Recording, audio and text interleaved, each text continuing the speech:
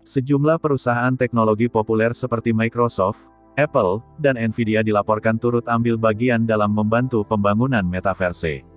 Metaverse sendiri didefinisikan sebagai dunia virtual 3 dimensi di mana pengguna dapat berkumpul di sana dalam bentuk digital seperti avatar dan melakukan interaksi yang kompleks seperti di dunia nyata.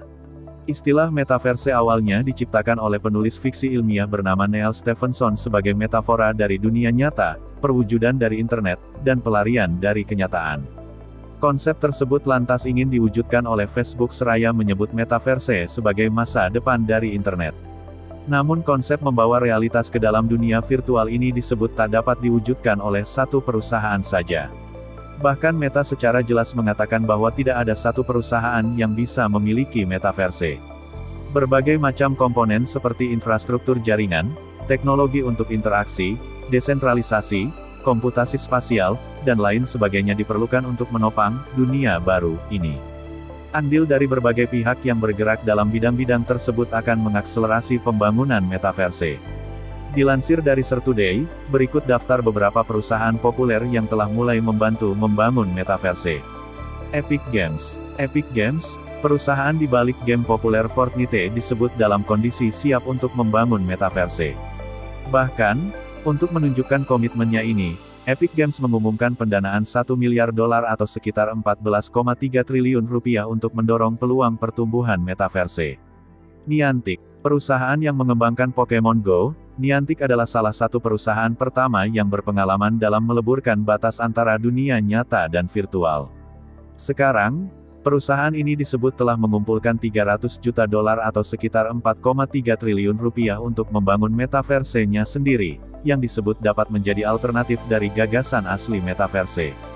Nvidia, meskipun Nvidia tidak secara langsung membangun metaverse-nya sendiri, namun Nvidia bisa menjadi salah satu tokoh kunci.